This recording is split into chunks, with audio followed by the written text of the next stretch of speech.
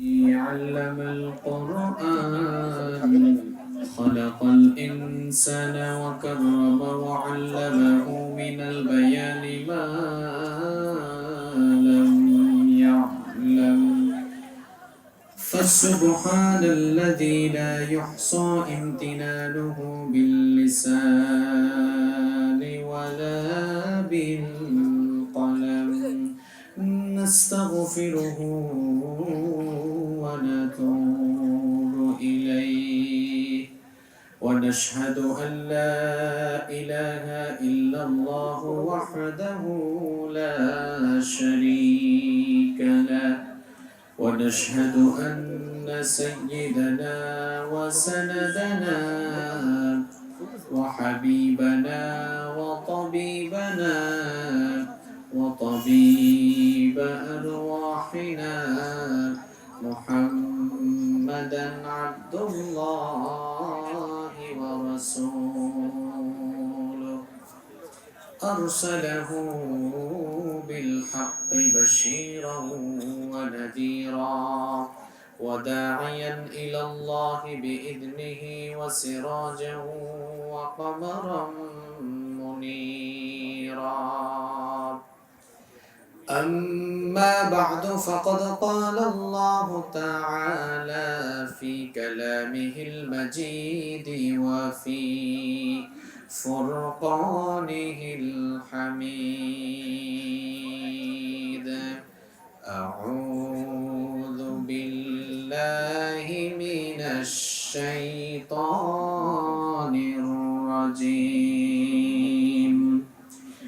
بسم الله الرحمن الرحيم إن الله وملائكته يصلون على النبي يا أيها الذين آمنوا صلوا عليه وسلموا تسليما اللهم صل على محمد وعلى آل محمد كما صليت على إبراهيم وعلى آل إبراهيم إنك حميد مجيد اللهم بارك على محمد وعلى آل محمد كما باركت على إبراهيم وعلى آل إبراهيم إنك حميد مجيد ربي زدني علما ربي زدني علما رب اشرح لي صدري ويسر لي أمري واحلل عقدة من لساني يفقهوا قولي سبحانك لا علم لنا إلا ما علمتنا إنك أنت العليم الحكيم صدق الله العظيم হায় রে জীবন মৃত্যুই শেষ ঠিকানা পৃথিবীর সব রেশ মুছে দেবে তখন আর কে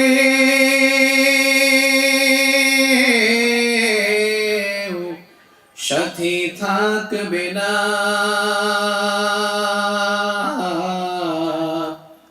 সাথী থাকবে না আমার যখন ফোরাবে দিন আসবে গহীন রাতি থেকো প্রভু এ জীবনে, হয় চির সাথী, আসবে গহীন রাতি। জীবন নদীর দুকুল জুড়ে, আসলে অমানিসা, থাকবে না আর দু চোখ জুড়ে একটু আলো দিশা। জীবন নদীর দুকুল জুড়ে, আসলে অমানিসা, থাকবে না আর দু চোখ জুড়ে একটু আলো দিশা। সেদিন আমার, সেদিন আমার, সেদিন আমার আধার চোখ আধার গড়ে, তুমি থেকো বাতি, আসবে গহীন রাতি। আমার যখন ফুরাবে দিন, আসবে গহীন রাতি। থেকো আল্লাহ এ জীবনে, হয় চির সাথী, আসবে গহীন রাতি। আমার আমার বলে যখন কাউকে পাবো না, সেদিন আমার শূন্য হিয়ায় তুমি থেকো সান্ত্বনা, তুমি থেকো সান্ত্বনা। আখির আলো নিভে যেদিন, মনে আলো দিয়ে আসবে না কে অন্ধ চোখে একটু আলো নিয়ে। সেদিন আমার, সেদিন আমার, সেদিন আমার অন্ধ চোখে তুমি আলো জ্যোতি, আসবে গহীন রাতি। আমার যখন ফুরাবে দিন, আসবে গহীন রাতি।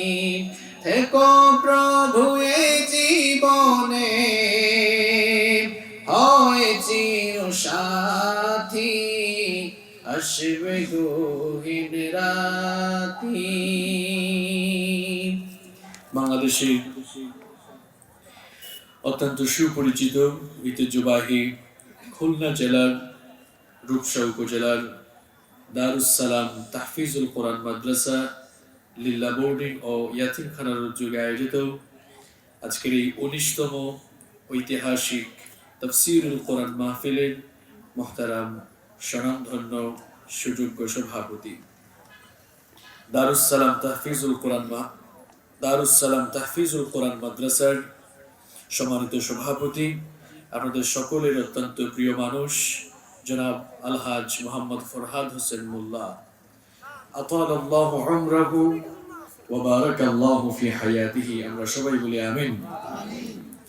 আজকের মাহফিলের সার্বিক ব্যবস্থাপনায় যিনি আন্তরিক সহযোগিতা করেছেন,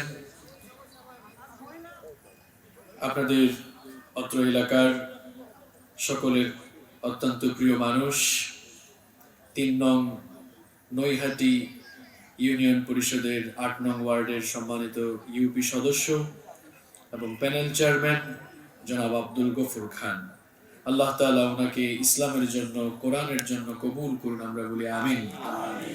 মাহফিলে আমার আগে কথা বলেছেন খুলনা বিশ্ববিদ্যালয়ের সম্মানিত সহকারী রেজিস্ট্রার জনাব মাওলানা গুলজার হোসেন হাফিজাহুল্লাহ ওয়া রাআহ। আপনাদেরকে অত্যন্ত সুললিত কণ্ঠে ইসলামী সঙ্গীত শুনিয়েছেন। আপনাদের এই খুলনা এলাকার কৃতি সন্তান, আমার অত্যন্ত প্রিয় মানুষ, বিশিষ্ট সঙ্গীত শিল্পী জনাব কবির বিন সামাদ, আল্লাহ তাআলা তার কণ্ঠের মধ্যে বারাকা দান করেন। মাহফিলে উপস্থিত সম্মানিত উলামায়ে কেরাম, আমার সামনে বসা অত্র এলাকার পার্শ্ববর্তী এবং দূরদূরান্ত থেকে আগত আল্লাহর দ্বীন প্রেমী, কোরআন প্রেমী, সর্বস্তরের তাওহীদি জনতা, যুগে যুগে আল্লাহর জমিনে আল্লাহর দ্বীনকে প্রতিষ্ঠার জন্য যারা সবচাইতে বেশি অগ্রণী ভূমিকা পালন করেছেন, আমার প্রাণপ্রিয় যুবক এবং তরুণ ভাইয়েরা, স্কুল, কলেজ, ইউনিভার্সিটি এবং বিভিন্ন মাদ্রাসা পড়ুয়া আমার প্রাণপ্রিয় মেধাবী ছাত্র ভাইয়েরা, মহিলা প্যান্ডেল থেকে এবং ঘরে বসে যারা শুনছেন, আমার শ্রদ্ধেয়া সম্মানিতা মা এবং বোনেরা, উপস্থিত মিডিয়ার প্রিয় কর্মী ভাইয়েরা, প্রাণ প্রিয় রূপসা তথা খুলনাবাসী, আপনারা সবাই কেমন আছেন? আলহামদুলিল্লাহ, আমি আল্লাহর রহমতে ভালো আছি। আমাদের সবাইকে ভালো রেখেছেন কে? কোরআনের এই মেলায় আমাদেরকে শামিল হওয়ার তৌফিক দিয়েছেন কে? সেই আল্লাহর জন্য হৃদয়ের সবটুকু ভালোবাসা, আবেগ অনুভূতিকে উজাড় করে দিয়ে শরীরের সকল শক্তি গলার মাঝ বড়ে বড়ে নেই, আকাশ বাতাস প্রকম্পিত করে কালেমাত শুকর আদায় করছি, সকলেই করছি আলহামদুলিল্লাহ। আমরা প্রশংসা করেছি কার? লাভ হয়েছে কার? লাভ কে আল্লাহর হয়েছে? লাভ কার হয়েছে? আমরা যদি কোনো ব্যক্তি বা বস্তুর প্রশংসা করি, যার প্রশংসা করব তিনি খুশি হবেন, কিন্তু যখনই আমরা আমাদের রব, আমাদের খালিক, আমাদের মালিক আল্লাহ সুবহানাহু ওয়া তাআলার শুকরিয়া আদায় করি, কৃতজ্ঞতা আদায় করি, তার প্রশংসা করি, বিনিময়ে আল্লাহ তাআলা আমাদের প্রত্যেকের আমলনামাকে নেকি দিয়ে ফিল আপ করে দেন। আজকের এই মাহফিলে আসতে পেরে আপনারা খুশি না বেজার? কম না বেশি? আমরা খুশি, পরিমাণেও বেশি। জবান খুলে বলেন আল্লাহু আকবার।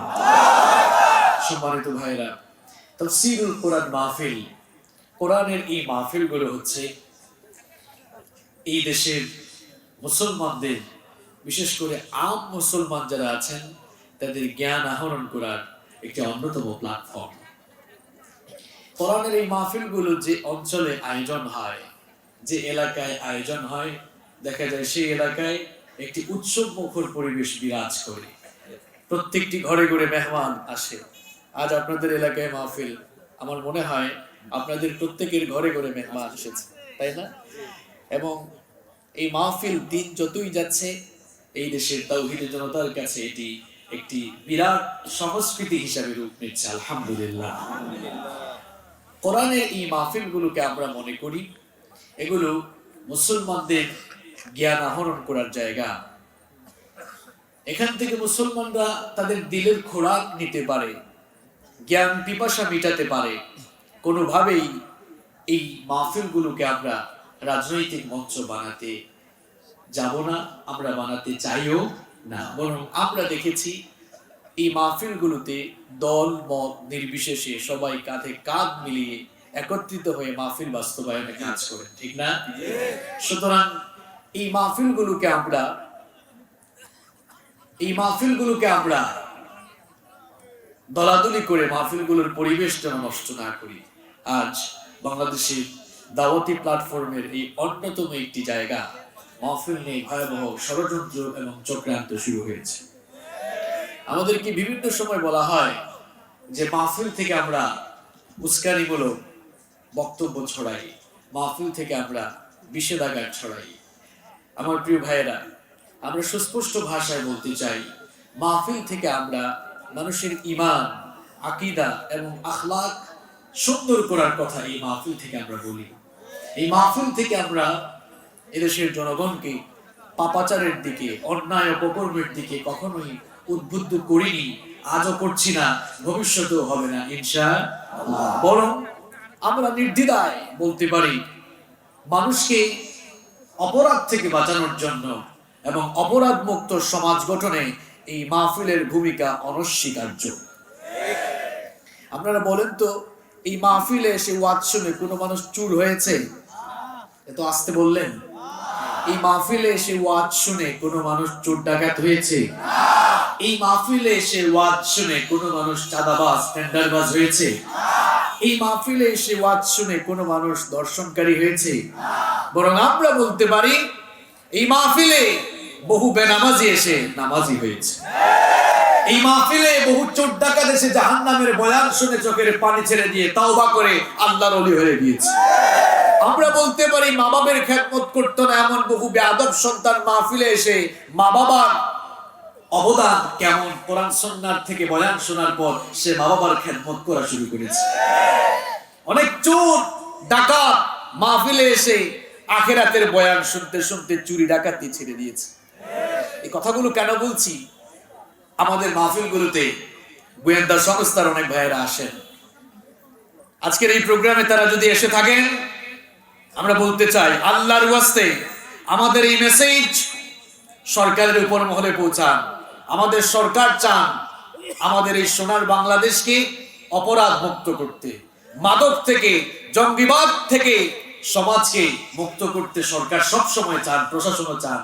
আমার ভাইয়েরা, আমরা তো সরকারের দুশমন নই, বরং আমরা প্রশাসন এবং সরকারকে কিভাবে সহযোগিতা করছি একটু মাথা খাটিয়ে চিন্তা করুন। আমরা আমাদের প্রত্যেকটি বক্তব্যে মানুষকে অপরাধ থেকে দূরে থাকার কথা বলি। সুতরাং অপরাধ মুক্ত সমাজ গঠনে এই মাহফিলগুলোর অবদান অনস্বীকার্য। এই মাহফিলের কোনো বিকল্প নেই। এই জন্য রাজনৈতিক নেতৃবৃন্দ থেকে নিয়ে প্রশাসনের ভাইদেরকে আমরা বলবো, মাহফিল বাস্তবায়নে আপনারা আপনাদের আন্তরিকতার হাত, আপনারা আপনাদের আন্তরিকতার জায়গা আরো বাড়িয়ে দেন, দেখবেন সমাজ থেকে অপরাধ প্রবণতা আরো কমে যাবে ইনশাআল্লাহ। সম্মানিত ভাইয়েরা, আল্লাহর কিতাবই কোরআন এর কাছে আপনি আসেন। আল্লাহর কিতাব কোরআন এর কাছে আসলে মানুষের মর্যাদা বাড়ে নাকি কমে? কথা বলেন, বাড়ে নাকি কমে? আপনি কোরআন থেকে নিজেকে মাইনাস করবেন না, আপনি কোরআন থেকে দূরে সরে যাবেন না। আপনি যদি কোরআন থেকে দূরে সরে যান তাহলে আপনি আল্লাহর রহমত থেকে দূরে সরে যাবেন। আল্লাহ যদি কাউকে ছেড়ে দেন, আল্লাহ যদি কারো সঙ্গ ছেড়ে দেন, তাহলে ওই লোকটার সঙ্গী হয়ে যায় কে? কে হয়ে যায়? শয়তান। এজন্য আমি আপনাকে বলবো প্রিয় ভাই, আউলিয়া ও শয়তান না হয়ে আউলিয়া ও রহমান হয়ে যান। শয়তানের বন্ধু না হয়ে আল্লাহর বন্ধু হয়ে যান। আপনার ইজ্জত, সম্মান এবং রিজিক দুনিয়া আখিরাতের সফলতা দান করবেন কে? আল্লাহর কিতাব কোরআনের কাছে আসেন, কোরআন থেকে দূরে যাইয়েন না। কোরআনের মাহফিল হলে আপনি আপনার আন্তরিকতার জায়গা বাড়িয়ে দেন, দল মত নির্বিশেষে মাহফিলে চলে আসেন। আর এই মাহফিলগুলো তো সাম্প্রদায়িক নয়, এটি সার্বজনীন। কারণ মাহফিলে কোরআন থেকে আমরা কথা বলি। বলেন আল্লাহর কিতাব কোরআন, এটি কি কোনো সাম্প্রদায়িক কিতাব? আল্লাহ তাআলা বলেছেন হুদাল লিন-নাস, এটি সকল মানুষের হেদায়েতের জন্য নাজিল হওয়া কিতাব। সুবহানাল্লাহ। এজন্য সকল ধর্মের মানুষরা এই কোরআনের কথা শোনার অধিকার রাখে। আমি কিছুদিন আগে এই যশোরের মনিরামপুরে এসেছিলাম। মনিরামপুর চিনেন না আপনারা? মাহফিলে গিয়ে দেখি মুসলমানদের চাইতে হিন্দু ভাই বোনদের উপস্থিতি বেশি। আমি দেখে খুব খুশি হয়েছি এবং তারা শেষ পর্যন্ত আলোচনা শুনেছেন, আমার খুব ভালো লেগেছে। আমি তাদেরকে বলেছি, এই মাহফিলে আপনারা এসেছেন, আমরা অনেক খুশি হয়েছি। কারণ কোরআন এটি আমাদের কিতাব না, এটি আপনাদেরও কিতাব। কারণ আল্লাহ তাআলা বলেছেন হুদাল লিন-নাস, যারা মানুষ, এই মানুষের হেদায়েতের জন্য এই কিতাব নাজিল করেছেন কে? সুতরাং এই কিতাব শোনা থেকে আপনারা কেন বঞ্চিত হবেন? Most welcome. আমাদের প্রোগ্রামগুলোতে আসলে প্রয়োজনে আমাদের মুসলমান ভাইরা বসার জায়গা ছেড়ে দিয়ে তারা দাঁড়িয়ে থেকে আপনাদেরকে বসার সুযোগ করে দিবে।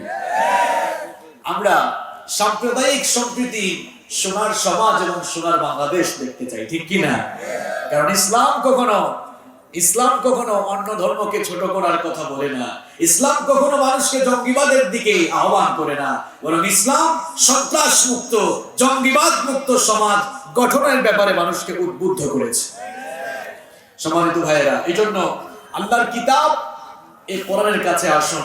কোরআনের কাছে আসলেই মর্যাদা বাড়ে নাকি কমে? সবাই বলেন, বাড়ে নাকি কমে?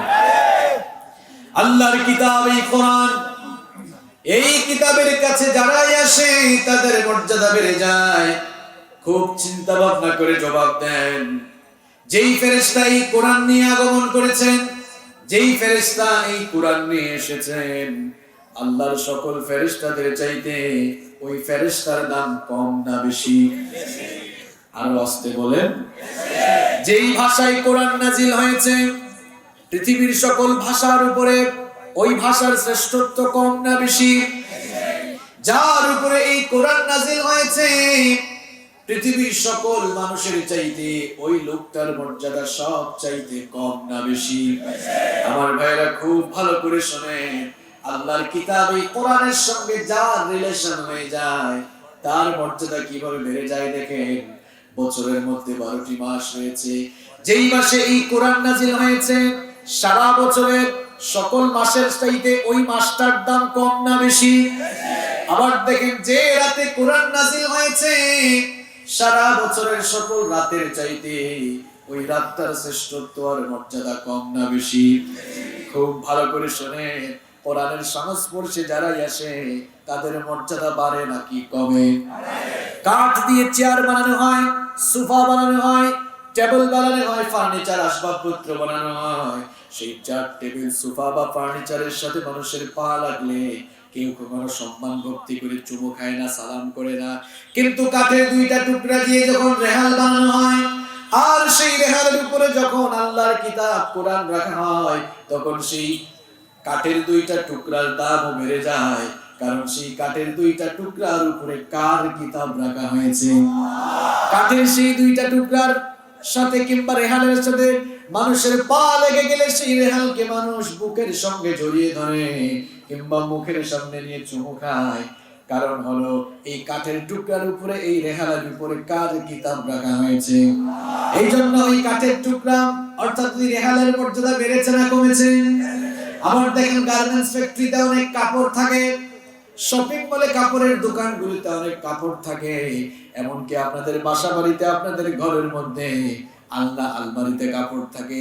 কাপড় ময়লা হলে আলনা থেকে কাপড় যখন ধোয়ার জন্য টান মারেন, ভুলবশত যদি কোনো কাপড় পায়ের তলায় পড়ে যায়, পায়ের তলায় পড়ে যাওয়া সেই কাপড় কেউ কি কোনোদিন বুকের সঙ্গে জড়িয়ে ধরেছে কিংবা কেউ কি কোনোদিন আপনার মুখের সামনে নিয়ে চুমু খেয়েছে নাকি? কিন্তু ছোট্ট কাপড়ের টুকরা দিয়ে যখন গিলাফ, জিলবাব বা বস্ত্রী বানানো হয়, আর সেই ছোট্ট কাপড়ের টুকরা যখন মানুষের হাত থেকে পড়ে যায়, মানুষেরা ছোট্ট সেই কাপড়ের টুকরা হাতে নিয়ে বুকের সঙ্গে জড়িয়ে ধরে মুখের সামনে নিয়ে চুমু খায়। কারণ কাপড়টা ছোট হতে পারে, কিন্তু ওই কাপড় দিয়ে কার কিতাব পেঁচানো হয়েছে। এই জন্য ওই কাপড়ের টুকরার মর্যাদা বেড়েছে নাকি কমেছে? আমার ভাইরা, এইভাবে করে আপনারা যারা এই মাহফিলে এসেছেন, আপনারাও যদি আল্লাহর কোরআনের সাথে রিলেশন তৈরি করেন, আল্লাহর কোরআনের সাথে সম্পর্ক তৈরি করেন, আল্লাহর কোরআন যদি পড়েন, বুঝে মানার চেষ্টা করেন, কোরআনের রঙে নিজের জীবনটাকে যদি রাঙাতে পারেন, আল্লাহর কিতাব কোরআনের সংস্পর্শে চলে আসলে আপনাদের মর্যাদাও এমন ভাবে বেড়ে যাবে। ওমর ইবনুল খাত্তাব রাদিয়াল্লাহু আনহু কোরআনুল কারীমের কাছে আসার আগে এক লৌহ মানব ছিলেন, শ্রেষ্ঠ এক কাফের ছিলেন। আর কোরআনুল কারীমের কাছে আসার পরে লৌহ মানব পরশ পাথরে পরিণত হয়ে সেই কাফের লোকটা পৃথিবীতে থেকে জান্নাতের সার্টিফিকেট নিয়ে দুনিয়া থেকে বিদায় হয়েছে। মর্যাদা বাড়তে বাড়তে এত বেশি বেড়ে গেল, যার ব্যাপারে স্বয়ং আল্লাহর নবী বলেছেন, লা নাবিয়্যা ওয়ালা রাসূলা মিন বাদি, আমার উপরে কোনো নবী নাই, আমার উপরে কোনো রাসূল নাই। লাউ কানা নাবিয়্যাম মিন বাদি লাকানা উমার, আমার উপরে কেউ যদি নবী হওয়ার যোগ্যতা রাখতো, আমার উপরে কেউ যদি নবী হতো, তাহলে আমার ওমর আমার উপরে নবী হয়ে যেত। সুবহানাল্লাহ। যে লোক লৌহ মানব ছিলেন, কোরআনুল কারীমের কাছে আসার কারণে পরশ পাথরে পরিণত হলেন, তার পাশাপাশি পৃথিবীতে থেকে জান্নাতের সার্টিফিকেট নিয়ে বিদায় হয়েছেন। সুবহানাল্লাহ। সুতরাং আপনিও যদি কোরআনের কাছে আসেন, কোরআন বলা লোকদেরকে মহব্বত করেন, রেসপেক্ট করেন, ভালোবাসেন, আপনার মর্যাদা বাড়বে না কমবে। কিন্তু দেখা যায় আমাদের মধ্যে অনেক ভাইরা আছেন, আমরা কোরআনকে হৃদয়ে ধারণ করতে পারি না। যেখানে কোরআনের আলোচনা হয় সেখানে যেতে চাই না। আর কোরআনকে যারা ধারণ করেন, কোরআনকে যারা লালন করেন, যারা কোরআনের দায়ী হয়ে কোরআনকে বিশ্বময় ছড়িয়ে দিচ্ছেন, এদেরকে দেখলেও ভালোবাসতে মন চায় না। কিছু মানুষ আছে আলেম ওলামাদেরকে দেখলে ভালো লাগে না, গালি দিতে মন চায়, কাছে টানতে মন চায় না, ভালোবাসতে মন চায় না, শ্রদ্ধা করতে মন চায় না। কেন ভাই? আপনি এই লোকগুলোকে কি সাধারণ মানুষ মনে করেছেন? ইন্নাল উলামা ওয়ারাসাতুল আম্বিয়া, এই লোকগুলো হচ্ছেন এই পৃথিবীতে আল্লাহর নবীদের প্রতিনিধিত্বকারী। সুবহানাল্লাহ। তারা হচ্ছেন নবীগণের ওয়ারিস। আল্লাহর নবী বলেছেন, আকাশের মধ্যে তারকারাজির চাইতে চাঁদের যেমন শ্রেষ্ঠত্ব রয়েছে, ঠিক তেমনি ভাবে দুনিয়ার আম মানুষের উপরে আলেমদের শ্রেষ্ঠত্ব রয়েছে। সুবহানাল্লাহ। পৃথিবীতে তো নবী রাসূলরা আসবেন না, এই নবী রাসূলগণের ওয়ারিসদেরকে যারা ভালোবাসবে, সম্মান করবে, শ্রদ্ধা করবে, তারা যেন স্বয়ং আল্লাহর নবীকে সম্মান করবে, শ্রদ্ধা করবে। এজন্য আলেম ওলামাদের কাছে আসেন, আপনার ইজ্জত কমবে না, ইজ্জত বাড়িয়ে দিবেন কে? আর যদি নিজেই কোরআন থেকে সরে যান, আলেম ওলামাদের কাছ থেকে সরে যান, পৃথিবীর ইতিহাস আমাদেরকে বলছে কোরআন থেকে যারা নিজেদেরকে দূরে সরিয়ে দিয়েছে, সময়ের ব্যবধানে তারা ধ্বংসের অতল গহ্বরে নিপতিত হয়েছে। সুতরাং আপনি যদি নিজেই কোরআন থেকে দূরে সরে যান, কোরআনওয়ালা লোকদের থেকে দূরে সরে যান, হয়তো আজ আপনার অবস্থা ভালো, কিন্তু দেখবেন সময়ের ব্যবধানে আপনার পরিণতিও আবু জেহেলের চাইতে কম হবে না। কারণ কোরআন থেকে দূরে গেলেই আপনি ধ্বংসের দিকে অগ্রসর হয়ে যাবেন, আর কোরআনের কাছে আসলেই আপনাকে নাজাতের ঠিকানা দেখিয়ে দিবেন কি? জন্য আমরা আল্লাহর কোরআনের সংস্পর্শে থাকতে চাই কি চাই না? আল্লাহ আমাদেরকে কবুল করে নেন। সম্মানিত ভাইয়েরা, রাত অনেক হয়ে গিয়েছে, এই জন্য আমরা অপ্রাসঙ্গিক কথাবার্তা না বলে সরাসরি আলোচনায় প্রবেশ করতে চাই। যতক্ষণ আমরা কথা বলবো, একেবারে শেষ পর্যন্ত প্রত্যেকটি কথা ফুললি কনসেন্ট্রেট হয়ে আমরা যেন শ্রবণ করতে পারি, আর প্রত্যেকটি কথা আমরা যেন আমাদের প্র্যাকটিক্যাল লাইফে আমল করার মন মগজ মানসিকতা নিয়ে শুনতে পারি। আল্লাহ তাআলা আমাদের সকলকে সেই তৌফিক দান করেন, আমরা বলি আমিন। সম্মানিত ভাইয়েরা, এই পৃথিবী যেখানে আমরা বাস করছি, এই পৃথিবী থাকার জায়গা নয়, এই পৃথিবী হলো চলে যাওয়ার জায়গা। পৃথিবীতে কেউ থাকতে পারে নাই। এখন 2021 সাল, 1921 সালে এই পৃথিবীতে বহু মানুষ জমিনের বুকে বিচরণ করেছিল। সময়ের ব্যবধানে 2021 সালে তাদের বেশিরভাগ মানুষ কিংবা প্রায় সবাই এখন মাটির নিচে ঘুমিয়ে আছে। এটি হচ্ছে পৃথিবীর সবচাইতে বস্তুনিষ্ঠ, অলঙ্ঘনীয়, অনিবার্য মহাসত্য। আপনি পৃথিবীতে থাকবেন না, কারণ পৃথিবী থাকার জায়গা নয়, পৃথিবী হলো চলে যাওয়ার জায়গা। এই পৃথিবী নামক জায়গায় এসে আমরা অনেকে এটিকে থাকার জায়গা মনে করে আমরা দুনিয়ার লোভ লালসা, দুনিয়ার মুখে পড়ে আমরা নিজেদেরকে ধ্বংসের দিকে অগ্রসর করছি। শয়তান আমাদেরকে ধোঁকায় ফেলে রেখেছে, আমাদেরকে আমাদের ডেস্টিনেশনের ব্যাপারে উদাসীন করে ফেলেছে। আমরা মনে করছি এখানে আমরা থাকবো, অথচ এখানে আসার আগেও আরো দুটি জগতে আমরা স্টেপ বাই স্টেপ অতিক্রম করে এখানে এসেছি। এখানেও থাকবো না, এখান থেকে আরো দুটি স্টেপে আমাদেরকে যাওয়া লাগবে। 2 আর 2 কত হয়?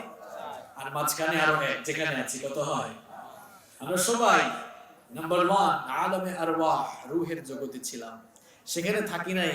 দেখেন আমাদের অবস্থাটাই হলো এমন, আমরা এক জায়গায় থাকতে পারি না। আলামে আরওয়াহ, রূহের জগতে ছিলাম, ইন্তেকাল করে আমরা আলামে আরহাম, মায়ের পেটের জগতে চলে গেলাম। ইন্তেকাল আরবি শব্দ, বাংলা অর্থ হলো স্থানান্তর হওয়া, এক জায়গা থেকে আরেক জায়গায় চলে যাওয়া। তো রূহের জগৎ থেকে ইন্তেকাল করে আমরা মায়ের রেহেমের জগতে আসলাম, সেখানেও বেশি দিন থাকলাম না। ইন্তেকাল করে আমরা এই দুনিয়ার জগতে চলে আসলাম, এখানেও বেশি দিন থাকবো না। ইন্তেকাল করে আলামে বারজাখ, বারজাখী জীবন, কবরের জীবনে চলে যাব। সেখানে কতদিন থাকবো? ইলা ইয়াউমি ইউবাসুন, day of resurrection, day of judgement, পুনরুত্থান দিবস পর্যন্ত, বিচার দিবস পর্যন্ত সেখানে থাকতে পারবো। এরপরে ইসরাফিলের সিংহার ফুৎকার হয়ে গেলে, সিংহায় ফুৎকার দিয়ে দিলে কিয়ামতের ঘটনা শুরু হয়ে যাওয়ার পর সকলে আবার কবর থেকে ইন্তেকাল করে হাসরের ময়দানে গিয়ে একত্রিত হব। এই যে আমরা আমাদের পরিণতির কথা অনেকে ভুলে গিয়েছি। কোথায় ছিলাম, কিভাবে আসলাম, কেন আসলাম, কোথায় যাব, এটি ভুলে গিয়েছি। আজ এই মাহফিলে আপনাকে মনে করিয়ে দিয়ে যাব, কোথায় ছিলেন আপনি, কিভাবে এসেছেন, কেন এসেছেন, কোথায় যাবেন। আজকে এই পয়েন্টগুলোর আলোকে জীবন পরিবর্তনমূলক কিছু কথা কোরআন সুন্নাহ থেকে বলবো ইনশাআল্লাহ। সম্মানিত ভাইয়েরা, আমরা কোথায় ছিলাম আর কিভাবে আসলাম, আল্লাহ তাআলা আমাদেরকে স্মরণ করিয়ে দিয়েছে। রব্বুল আলামিন বলছেন, কোথায় ছিলে, কিভাবে আসলে চিন্তা করো। তোমাদের তো কোনো অস্তিত্ব ছিল না, তোমরা অস্তিত্বহীন ছিলে, ঠিকানাহীন ছিলে। সেই ঠিকানাহীন অবস্থা থেকে, অস্তিত্বহীনতা থেকে কিভাবে তোমাদের পয়দা হলো, কি করে তোমরা আসলে, শোনো।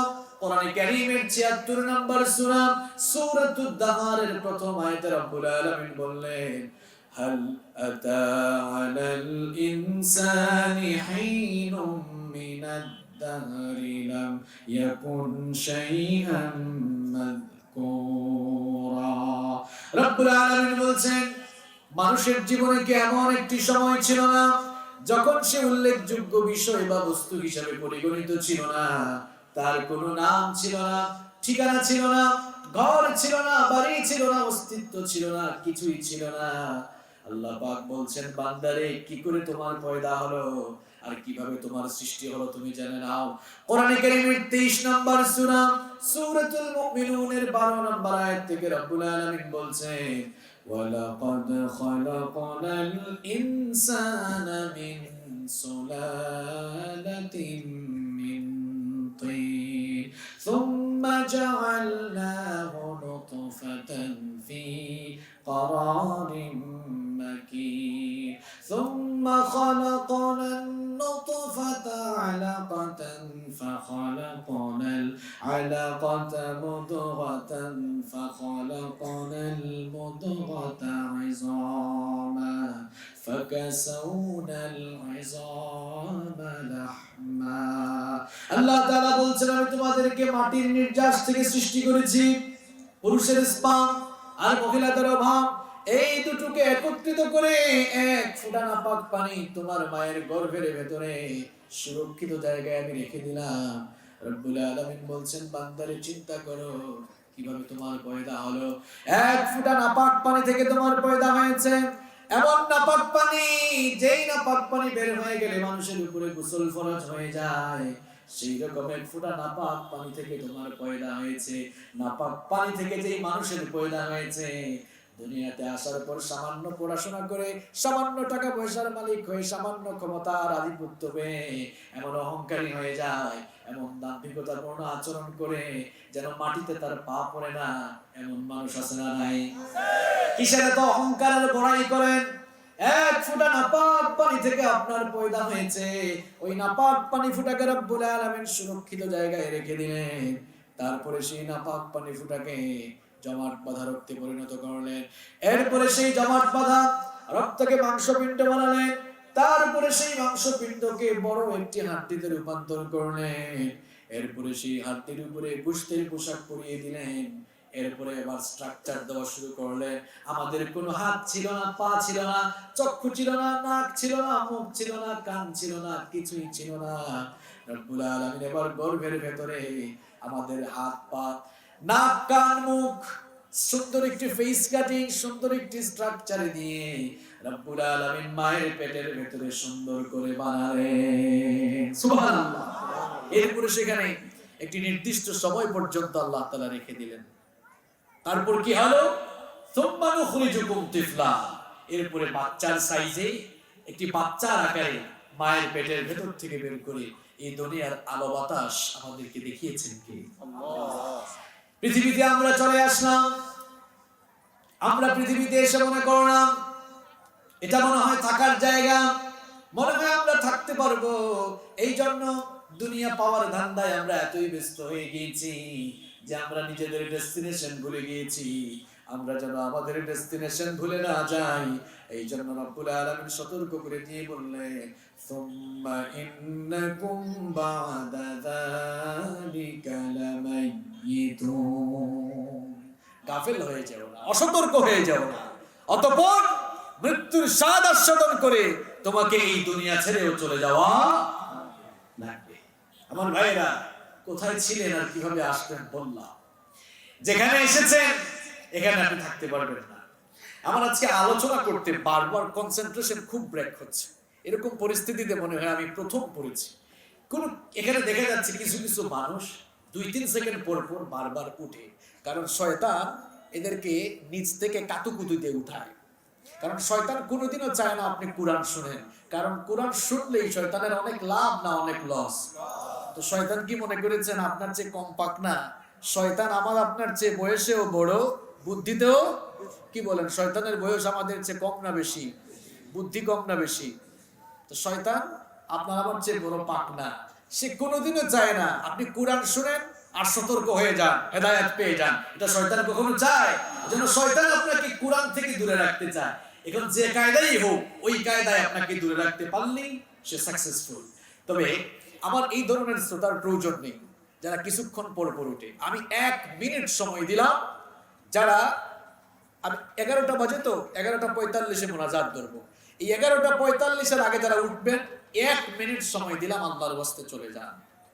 আমার রিয়েল শ্রোতা দরকার, যারা আমার পূর্ণাঙ্গ একেবারে কথাগুলো শুনবে, আমার কথা সুস্পষ্ট। 11:45 আগে যারা উঠবেন আগে ভাগে চলে যান। 1 মিনিট পর যারা উঠবেন আমি কিন্তু ডেকে একদম স্টেজ যান, কারণ আল্লাহর কোরআনের মাহফিলের পরিবেশ নষ্ট করার আপনার কোনো অধিকার নেই। আগে ভাগে চলে যান, কারণ আপনার উদ্দেশ্য ভালো না। আপনি আসছেন হুজুর দেখার জন্য, হুজুরের কণ্ঠ দেখার জন্য, মাহফিলের পরিবেশ দেখার জন্য, অথবা গাড়ি দেখার জন্য। আলোচনা শোনার উদ্দেশ্য যে আপনার না, এটা আমরা খুব ভালো করে জানি।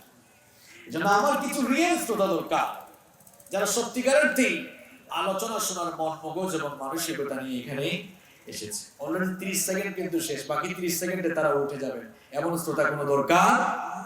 আমি একটু কাটছাট কথা বলে ফেলি, রাগ করেছেন আপনারা? স্ট্রেট ফরওয়ার্ড, সোজা কথা একেবারে। যে থাকবেন থাকেন, আর কাতুকুতু যাদের আসবে এরা আগে ভাগেই ভাগেন। এই কাতুকুতুওয়ালা মানুষদের কোরআনের মাহফিলে দরকার নেই। আমাদের দরকার ওমরের দিল নিয়ে যারা কোরআন শুনতে আসবে, এই ওমরের দিলওয়ালা কিছু মানুষ মাহফিলে দরকার, ঠিক কি না? সম্মানিত ভাইয়েরা, তাহলে আমরা বলছিলাম যে যেখানে এসেছি সেখানে আমরা থাকতে পারবো, এখান থেকে আমরা চলে যাব, কেউ আমরা থাকবো না। Every soul will take the test of death. প্রত্যেক প্রাণসত্তাকেই মৃত্যুর স্বাদ আস্বাদন করতে হবে। মৃত্যু থেকে পালিয়ে বাঁচা যায় না। রূপসা থানায় এক লোক বড় ধরনের অপরাধ করেছে। থানা থেকে রাতের বেলা পুলিশ আসছে। পুলিশের খবর পেয়ে সে এবার বাড়ি থেকে পালানো শুরু করেছে। এখন পলায়ন করে ভেগে হয়তো পুলিশের হাত থেকে বাঁচা যাবে, কিন্তু আপনারা আমাকে বলেন, পলায়ন করে আর ভেগে মালাকুল মউতের থাবা থেকে বাঁচা যাবে? কথা বলেন। রব্বুল আলামিন বলেছেন, আইনামা তাকুনু ইউদরিকুমুল মাউতু ওয়ালাউ কুনতুম ফি বুরুজিম মুশাইয়াদা।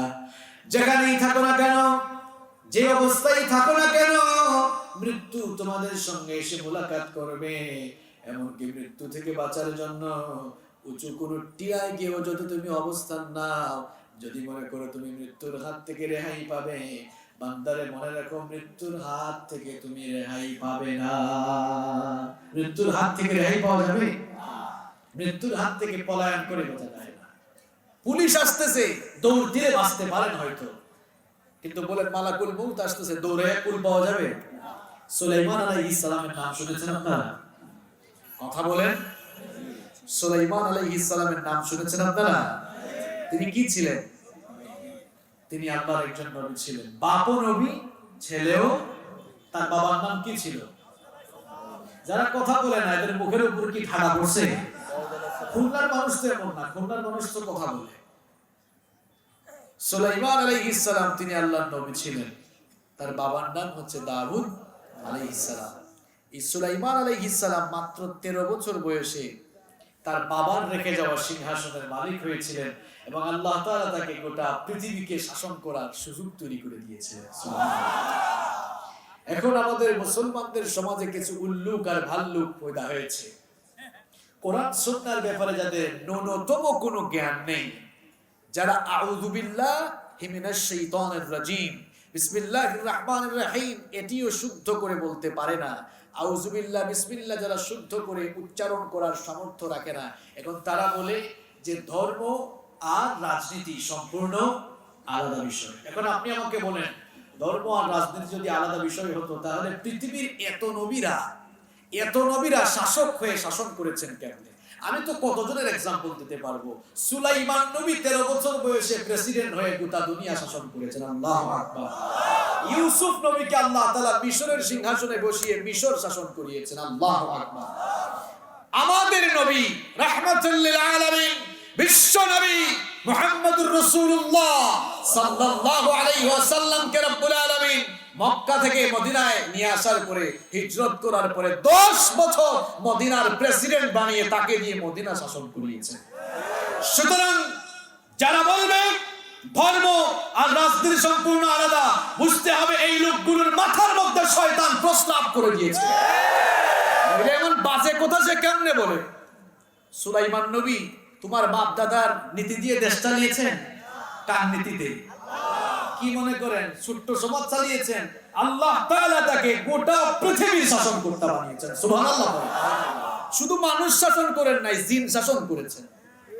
পিঁপড়ার ভাষা বুঝছেন, পিপিলিকা। পিঁপড়ার ভাষা আপনি বুঝেন? কথা বলো না কেন? পিপিলিকার ভাষা আমি আপনি বুঝি, তিনি পিপিলিকার ভাষা বুঝছেন। তো বলছিলাম সুলাইমান আলাইহিস সালামের কথা। সুলাইমান আলাইহিস সালামের একজন সিনিয়র মন্ত্রী ছিল। সুলাইমান আলাইহিস সালাম তার সেই মন্ত্রীর সাথে বসে আলাপ করছেন। এমন সময় মালাকুল মউত মানুষের বেশ ধারণ করে সুলাইমান আলাইহিস সালামের সাথে সাক্ষাৎ করার জন্য এসেছেন। তার সাথে কথোপকথন শেষ করে তিনি যখন বিদায় নিলেন, সুলাইমান আলাইহিস সালামের মন্ত্রী বললেন, ওগো আল্লাহর নবী সুলাইমান, কিছুক্ষণ আগে যে লোক আসলো, এই লোকটাকে জীবনে কোনোদিন দেখলাম না, এই লোকটার পরিচয় কি? সুলাইমান আলাইহিস সালাম তখন বললেন, ও আমার মন্ত্রী, ভালো করে শোনো, ইনি সাধারণ কোনো মানুষ না, বরং মানুষের বেশ ধরে মালাকুল মউত আমার কাছে এসেছিলেন। এই কথা শোনা মাত্রই মন্ত্রী থরথর করে কাঁপা শুরু করলো। তিনি বললেন, কি ব্যাপার, তোমার এই অবস্থা হলো কেন? মন্ত্রী তখন বলল, ওগো আল্লাহর নবী সুলাইমান, এই লোকটা যখন এখানে এসেছিল আমার দিকে, সে কয়েকবার ভয়ঙ্কর ভাবে তাকিয়েছিল। তার তাকানোর পদ্ধতি দেখে, তাকানোর সিস্টেম দেখে আমার কলিজা পর্যন্ত ভয়ে কেঁপে উঠেছিল। এই লোকটাকে যদি আমি আবার দেখি, তাহলে আমি আর হয়তো ঠিক থাকতে পারবো না। সুতরাং আপনি আমাকে একটু সহযোগিতা করেন। বাতাস তো আপনার হুকুম মানে। সাইয়েদনা সুলাইমান আলাইহিস সালামকে রব্বুল আলামিন মুজিজা দিয়েছিলেন, বাতাস তার হুকুম মানতো। তার মন্ত্রী বলেছিলেন, বাতাস যেহেতু আপনার হুকুম মানে, বাতাসকে অর্ডার করেন, বাতাস যেন আমাকে এখান থেকে স্থানান্তরিত করে হিন্দুস্তানের কোনো দূরবর্তী জায়গায় রেখে আসে। পরের দিন মালাকুল মউত সুলাইমান আলাইহিস সালামের সাথে পুনরায় যখন সাক্ষাৎ করতে এসেছিলেন, সুলাইমান আলাইহিস সালাম প্রশ্ন করলেন, ওগো মালাকুল মউত, গতকাল তুমি যখন এসেছিলে আমার মন্ত্রীর দিকে কিভাবে তাকিয়েছিলে? বেচারা বড় ভয় পেয়েছিল। তখন মালাকুল মউত বলেছিলেন, ওগো আল্লাহর নবী সুলাইমান, আমি আপনার কাছে আসার পর ওই লোকটাকে আপনার পাশে দেখে অবাক হয়ে গিয়েছিলাম।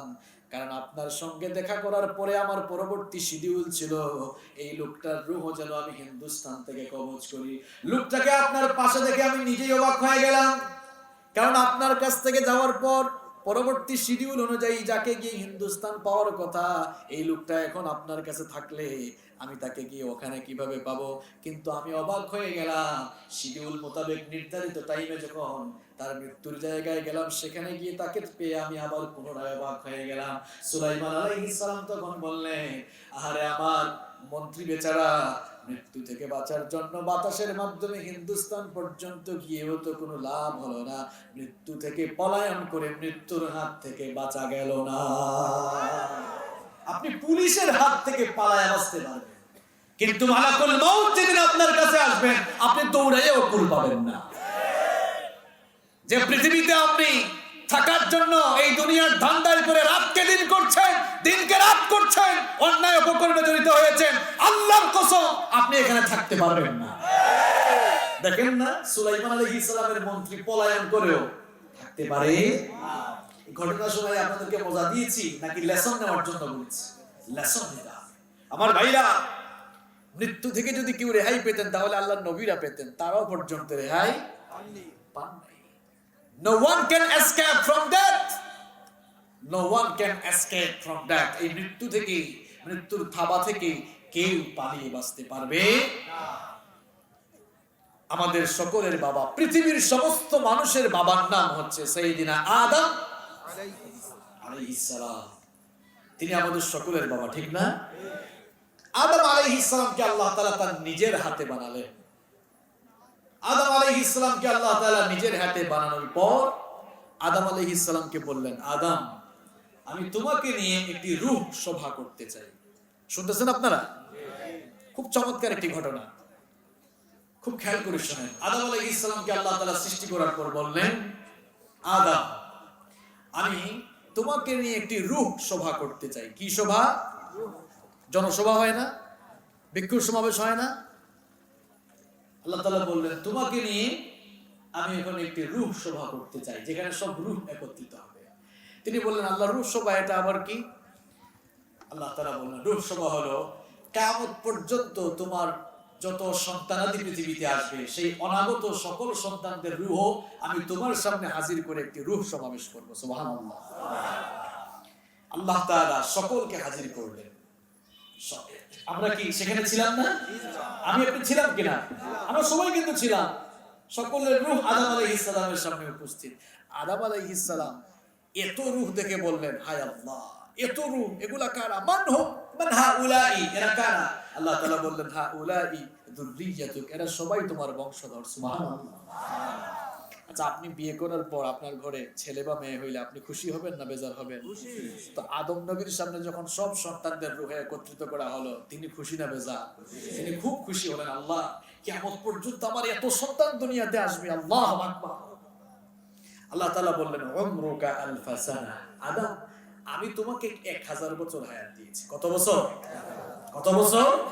দেখেন, আমরা 50-60 বছর বাঁচবো কিনা কোনো গ্যারান্টি? আমাদের বাবা আদমের বয়স কত ছিল?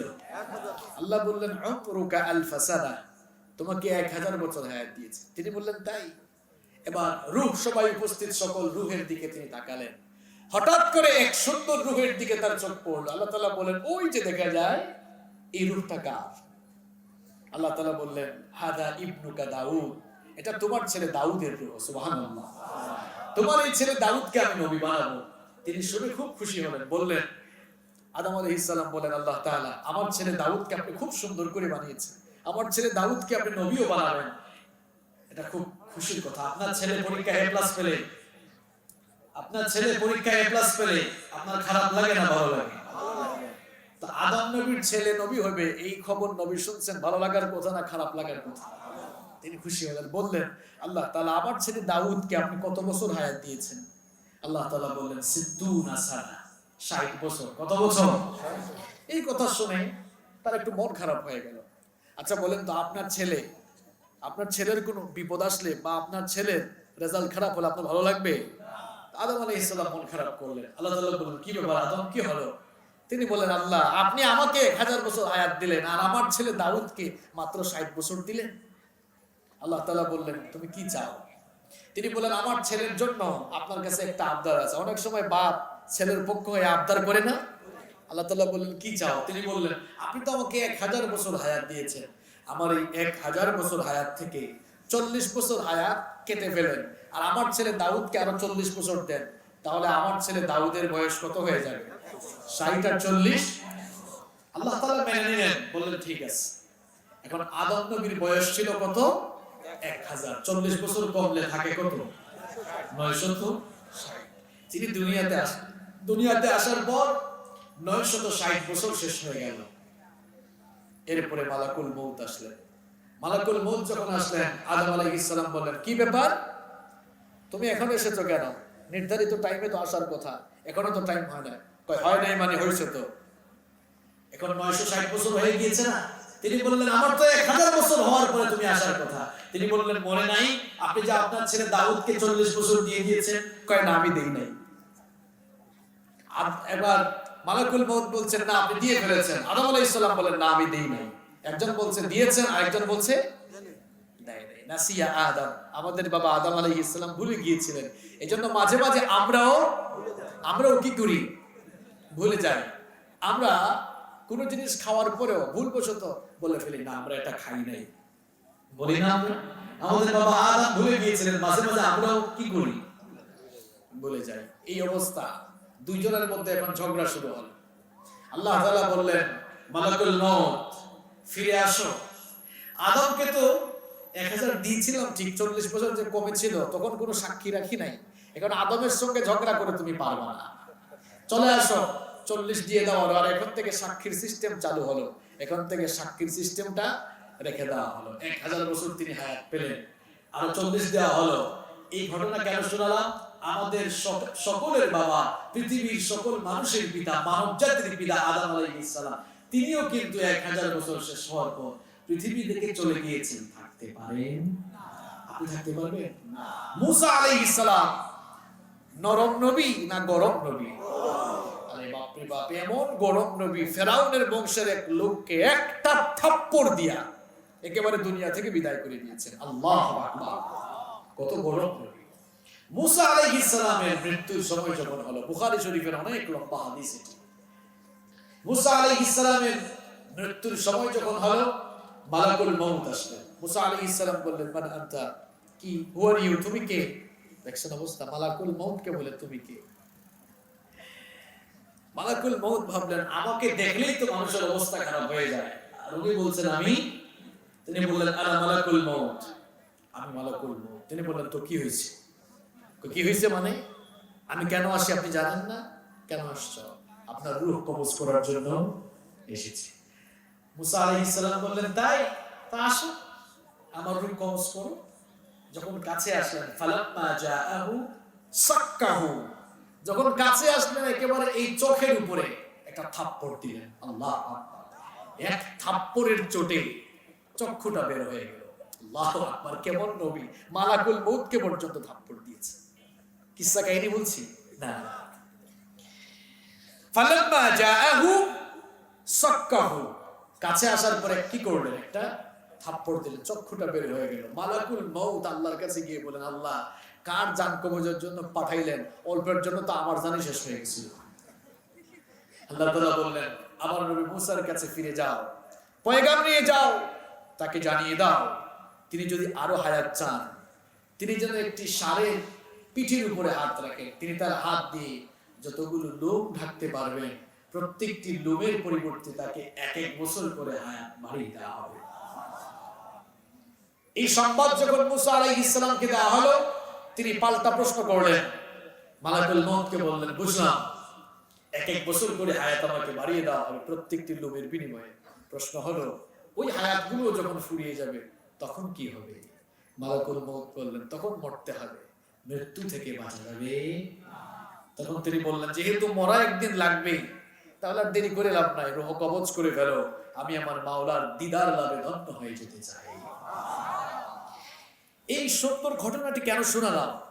আপনাদেরকে মজা দেওয়ার জন্য নয়। আমার ভাইরা, পৃথিবীর শ্রেষ্ঠ মানুষ হলেন আম্বিয়া আলাইহিমুস সালাম। তারা কেউ মৃত্যুর হাত থেকে রেহাই পান নাই। সুতরাং আমি আপনি যারা আছি, আমরা মৃত্যু থেকে রেহাই পাবো। আমি বলছিলাম, আমরা কোথায় ছিলাম, কিভাবে আসলাম, কোথায় যাব, আর কেন এসেছি, এই বিষয়গুলো নিয়ে কথা বলবো ইনশাআল্লাহ। কোথায় ছিলেন, কিভাবে আসলেন বলেছি, এখন কোথায় যাবেন সেটা বলছি, এরপরে বলবো কেন এসেছেন ইনশাআল্লাহ। কষ্ট হচ্ছে না তো আপনাদের? এই পৃথিবীতে এসেছি থাকার জন্য নয়, চলে যাওয়ার জন্য। কেউ আমরা থাকবো না, কেউ আমরা থাকবো না। আমাদের পূর্বপুরুষরা কেউ পৃথিবীতে থাকতে পারে, আমরাও থাকতে পারবো না। সময়ের ব্যবধানে আমরাও এই পৃথিবী থেকে চলে যাব। এই পৃথিবী হচ্ছে আমাদের জন্য, it's like a waiting room. এটি আমাদের জন্য ওয়েটিং রুমের মতো।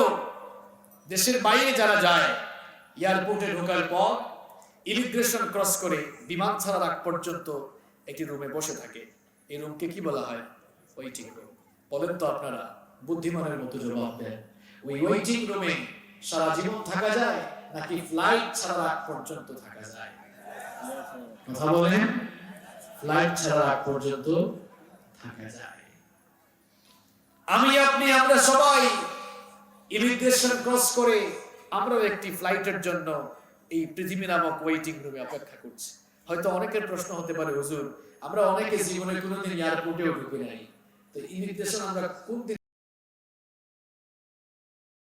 আপনি আমি যেদিন মায়ের পেটের ভেতর থেকে বের হয়েছি, ইমিগ্রেশন কমপ্লিট করে, ইমিগ্রেশন শেষ করেই মায়ের পেটের ভেতর থেকে বের হয়ে এখন এই পৃথিবী নামক ওয়েটিং রুমে আছি আর অপেক্ষা করছি একটি ফ্লাইটে। ওই ফ্লাইটের পাইলট যিনি, তার নাম মালাকুল। মালাকুল। আমরা বসে আছি যেখানে আছি একটি ফ্লাইট আসবে, এই ফ্লাইট আসলে সকলকে চলে যেতে হবে। বিদেশগামী একজন প্যাসেঞ্জার আর কবরগামী একজন প্যাসেঞ্জারের মধ্যে তেমন কোনো পার্থক্য নেই, একটি পার্থক্য ছাড়া। খুব মন দিয়ে শুনুন। এই রূপসা থেকে জেদ্দা একজন লোক যাবে। কোথায় যাবে? জেদ্দা ছিলেন তো আপনারা? এটা কোন দেশে? আমেরিকা না? কোথায় এটা? সৌদি আরব। সৌদি আরবের একটি সিটির নাম হলো জেদ্দা। তো আপনাদের যশোর এয়ারপোর্ট এটা তো ইন্টারন্যাশনাল এয়ারপোর্ট না, ঢাকাতে গিয়েছে। ঢাকা এয়ারপোর্টে যাওয়ার পর রাত 11টা বাজে, তো ইমিগ্রেশন শেষ করেছে। তার ফ্লাইট হচ্ছে রাত 12:30টায়। ফ্লাইট কয়টায়? রাত 12:30টায়। রূপসা থেকে জেদ্দাগামী একজন প্যাসেঞ্জার তার ফ্লাইটের সময় জানে, কিন্তু আমরা যারা কবরগামী প্যাসেঞ্জার আমরা কেউ আমাদের ফ্লাইটের সময়ও জানি না। এটি হলো রূপসা থেকে জেদ্দাগামী যাত্রী। আর আমরা যারা দুনিয়াতে আছি, দুনিয়া থেকে কবরগামী যাত্রীর মধ্যে পার্থক্য যে ওই যাত্রী তার ফ্লাইটের সময় জানে আর আমরা আমাদের নিজের ফ্লাইটের সময়ও জানি না। আমি মাইকের সামনে কথা বলছি, উঠতে পারবো কিনা সেটাও জানি না। আমার মতো কত বক্তা মাইকে কথা বলতে বলতেই মরে গেছে। আপনি এখানে বসেছেন, বাড়ি যাওয়া দূরের কথা, এখান থেকে উঠতে পারবেন কিনা সেটাও চিন্তা করেছেন? কেমন জায়গায় আমরা আছি? খুব রিস্কি জায়গায়, খুব রিস্কি জায়গা এটা। এই রিস্কি জায়গা যেখানে আমরা আমাদের ফ্লাইটের সময়ও জানি না, এই জায়গায় থেকে দুনিয়াকে পাওয়ার জন্য আমরা আজ মরিয়া হয়ে উঠেছি, অথচ এই দুনিয়া আপনার হবে না। এই দুনিয়া আপনার হবে না। তাহলে কেন আপনি এই দুনিয়ার জন্য আপনার ঈমান, আমল, আখলাক সব ধ্বংস করে দিচ্ছেন? Why? What's the reason? কারণটা কি? যারা নিজেদের ডেস্টিনেশন ভুলে গিয়ে নিজেদেরকে দুনিয়া ঘুর বানিয়ে ফেলেছে, যারা নিজেদের ডেস্টিনেশন ভুলে গিয়ে নিজেদেরকে ধ্বংসের পথে অগ্রসর করে দিয়েছে, তাদের দৃষ্টান্ত হলো রূপসা থেকে ঢাকাগামী এক নির্বুধ বাস যাত্রীর মতো।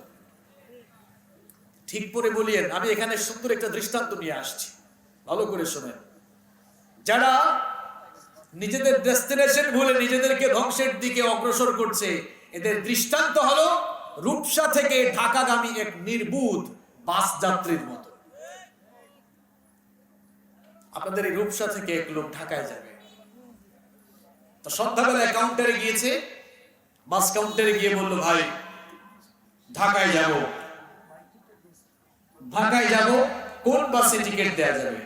বলল, ভাই ইদানিং টিকিট খুব কম, আর আজকে সবগুলো বাসে টিকিট ফিল আপ হয়ে গিয়েছে, তবে একটা টিকিট আছে, একটি বাসের একটা টিকিট আছে, তাড়াতাড়ি কেটে ফেলেন, নইলে ওইটাও পাওয়া যাবে না। জিজ্ঞেস করলো, ওই বাস কয়টায়?